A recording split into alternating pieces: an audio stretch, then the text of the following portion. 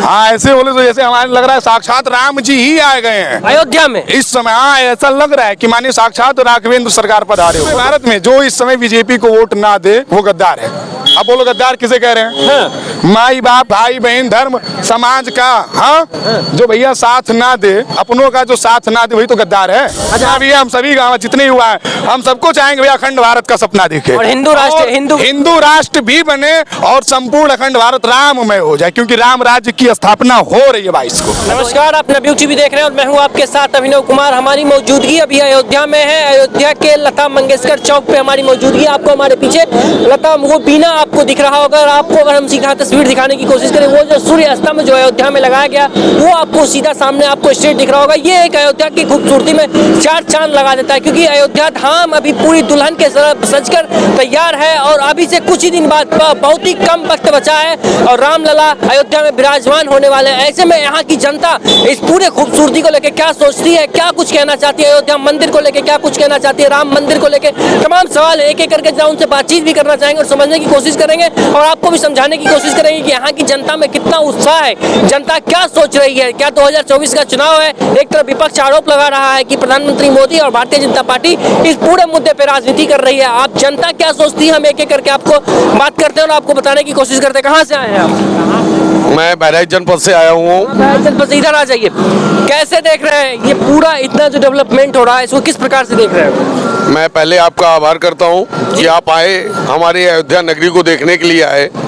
और ये अयोध्या नगरी हमारे प्रभु श्री राम की जन्मभूमि है जो वीरान पड़ी थी जी। हमारी सरकार आई, मोदी जी के सहयोग से आज इतना 2800 करोड़ रुपए का योगदान होके ये डेवलपमेंट हो रहा है। प्रभु राम यहाँ आ रहे हैं और उन्हीं के ऊपर हम लोग यहाँ पे अपना वो करते हैं, दर्शन करने आते हैं और इतना भव्य हो गया है कि अब क्या कह रहे हैं कि राजनीति हो रही है, इस पूरे मुद्दे पर राजनीति किया जा रहा है। देखिए ये तो हम सनातनी सब जान गए, हिंदुत्व जान गया है कि राजनीति होती क्या थी।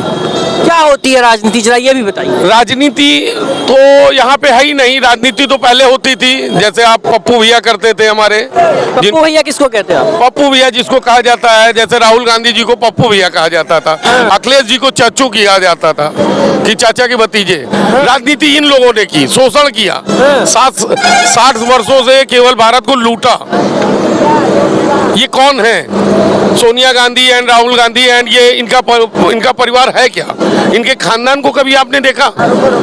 ये बाबर और जाबर के वंशज हैं जो इन्होंने अपना डीएनए चेंज कर रखा है। इनका डीएनए निकालिए।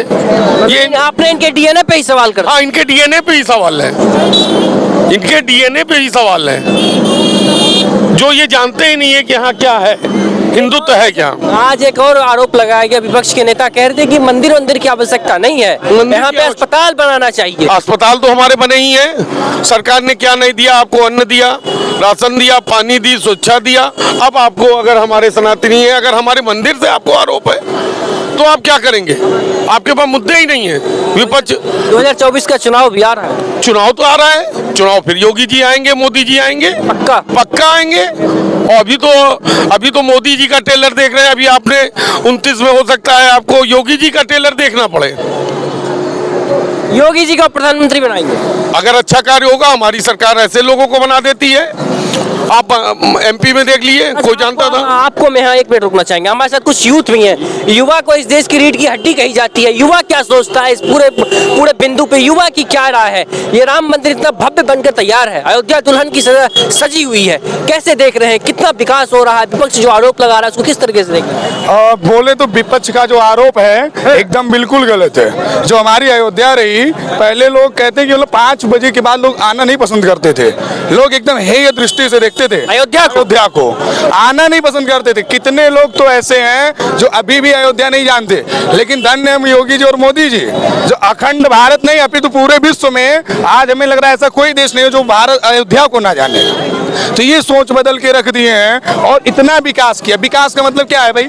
केवल खाना पीना रहना ही थोड़ी ना विकास है। अरे हमको भी लोग जाने, खाना पीना आदमी तो कैसे ना कैसे खाएगा पिएगा रहेगा, लेकिन हमारा भी नाम है, हमको भी लोग जाए सम्मान की दृष्टि से देख रहे हैं, इसको भी विकास कहते हैं। और आप खुद देख रहे हैं, पहले जहाँ एक यात्री नहीं, आज ये नज़ारा देखिए कितना अद्भुत लग रहा है। हाँ, तो क्या विकास नहीं हो रहा है? रहने की भी व्यवस्था हो रही, खाने की भी हो रही, चलने की भी हो रही है। और हम लोग तो अयोध्या वासी हैं, अयोध्या जी में ही रहते हैं, हम खुद गवाह हैं 5 साल विगत के। 5 साल पहले 5 साल पहले का अयोध्या क्या था और आज का अयोध्या जो दिख रहा है, पूरे विश्व आज इस अयोध्या को देखने के लिए लायक है। खुले शब्द में बोले तो 5 साल पहले की अयोध्या ये थी कि हम आप यहाँ खड़े नहीं हो पाते, ये थी पहले की अयोध्या, 5 साल पहले की अयोध्या। लेकिन आज की अयोध्या है, आप यहाँ रात 12 बजे आएंगे तो आपको पब्लिक ही दिखेगी। देखिए 2012 के बाद जब से हमारी सरकार आई तो सारी जगह डेवलपमेंट होना शुरू हो गया। आप काशी विश्वनाथ को देख लें, वहाँ भी मंदिर था। आप एक मिनट, हम आपसे फिर बात करेंगे। आप भी युवा हैं, आगे आ जाइए, आप आगे आइए। कहाँ से आए हैं? हम राजस्थान के अजमेर जिले। आप राजस्थान से आए, अयोध्या की इस पावन धरा पर पधारे हैं, कैसा लग रहा है ये? यहाँ का माहौल बहुत ही अच्छा और बहुत सुंदर लग रहा है हमारे को। बोले तो श्री राम में लग रहा है इस समय। हाँ, ऐसे बोले तो जैसे हमारे लग रहा है साक्षात राम जी ही आए गए हैं अयोध्या में इस समय। हाँ, ऐसा लग रहा है कि मानिए साक्षात राघवेंद्र सरकार पधारे हो। वो तो 22 तारीख को पधारेंगे। पधारेंगे ना, लेकिन पधारने से पहले कितने देवी देवता सब प्रकट हुए थे, अयोध्या में आए थे। ब्रह्मा जी ने क्या कहा कि भैया केवल राम जी नहीं जाएंगे, राम जी के साथ में जितने देवी देवता हैं सभी लोग अयोध्या में आवे। तो ऐसा लग रहा है मानो अयोध्या में इस समय समस्त देवी देवताओं का अवतार ही हो रहा है, इतना अद्भुत लग रहा है। और देखिए हमारे सब मित्र मंडली हैं, सबके सब मतलब अयोध्या में रहते हैं। आज हम लोग सब शिक्षा ग्रहण कर रहे हैं और अयोध्या की महिमा कहाँ तक बखाने। रामायण, वाल्मीकि रामायण से लेकर के रामचरितमानस, श्रीमद् भागवत महापुराण में एक से एक महाराज, चक्रवर्ती, सम्राट सब अयोध्या में हुए। लेकिन आज वो शुभ अवसर पुनः अयोध्या में प्राप्त हुआ है त्रेता के बाद। एक लंबा संघर्ष रहा अयोध्या के लिए, 500 550 वर्ष का ये संघर्ष। वो तो आपका जोड़ने वाला है 500 वर्ष। यहाँ तो द्वापर बीत गए, फिर उसके बाद कलयुग आया।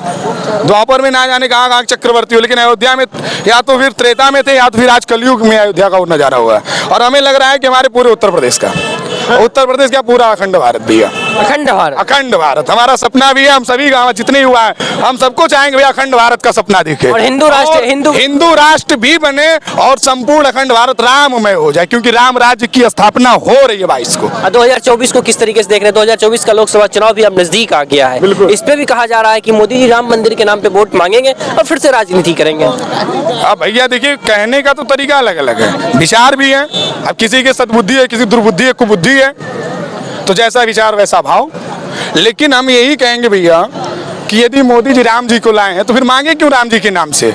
लेकिन हमारा भी तो फर्ज है। हाँ, हमारे आराध्य भगवान राघवेंद्र सरकार अयोध्या में आ गए हैं, तो हमारा भी तो फर्ज है कि भैया जो राम जी के लिए अपना जीवन लगा दिया उसके पीछे हमें भी तो अपना एक जीवन, एक मत ही तो देना है, एक वोट ही तो देना है। अरे गद्दार है वो जो ना वोट दे यार। किसको? बीजेपी को? बिल्कुल, और क्या, एकदम गद्दार है वो।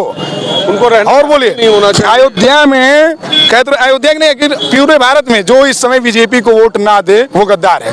अब बोलो गद्दार किसे कह रहे हैं? माई बाप, भाई बहन, धर्म, समाज का, हाँ, जो भैया साथ ना दे, अपनों का जो साथ ना दे वही तो गद्दार है। अच्छा, आपके अयोध्या, आपके यहाँ लखनऊ भी पास में है। स्वामी प्रसाद मौर्य हैं जो हिंदू धर्म को लेके, सनातन धर्म को लेके तमाम तरीके टिप्पणी करते रहते हैं। आप तो युवा भी हैं, अभी से कुछ दिन पहले वो कहती है हिंदू धर्म है ही नहीं।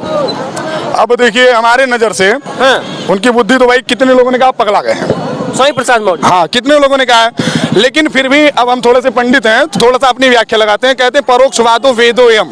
हाँ, वेद की जो व्याख्या होती है वो परोक्षवादी होती है। ठीक, वेद में लिखा रहता है कुछ और अर्थ कुछ और रहता है क्या, लेकिन उसका अर्थ तभी पता चलेगा जब हम किसी सदगुरु के पास रहेंगे। तो पहले वो जाएं, जा करके किसी से रामचरितमानस पढ़ें और फिर जाके बोले। और जो कह रहे हैं सनातन हिंदू, अरे हम भागवत में दिखाएंगे सनातन हिंदू के बारे में, किस पुराण से उनको चाहिए भाई? अभी लोग छेड़ दिए थे कि भारत का नाम नहीं है। अरे पद्म पुराण में लिखा है, भागवत के 5 जो है पंचम स्कंद के जो है 5वें अध्याय में जो लिखा है भारत, तो लिखा है। तो लिखने से नहीं होगा, उसको जानना पड़ेगा।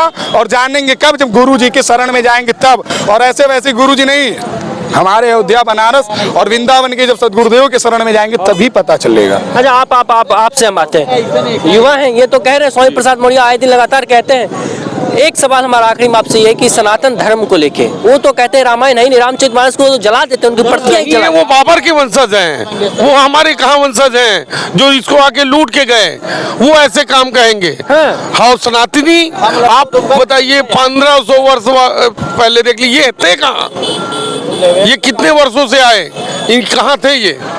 आप कह रहे हैं हिंदुत्व नहीं, हिंदुत्व है तभी हम हैं, हिंदुत्व नहीं रहेगा।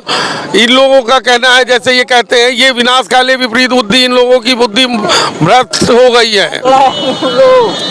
यहाँ पे जनता की अपनी अपनी राय है। जनता ये कह रही है कि अयोध्या दुल्हन की तरह सज के तैयार है और रामलला सरकार का यहाँ पे आगमन होने वाला है, रामलला सरकार यहाँ पे आने वाले हैं। इसको लेके जनता में एक अलग उत्साह है, जनता में एक अलग जोश है। अब देखना है कि 22 तारीख के बाद अयोध्या का क्या रुख होता है, अयोध्या का क्या विश्व के पटल पर क्या छवि निकल कर सामने आता है। तो फिलहाल के लिए इतना ही, बाकी की तमाम खबर देखते रहना। धन्यवाद।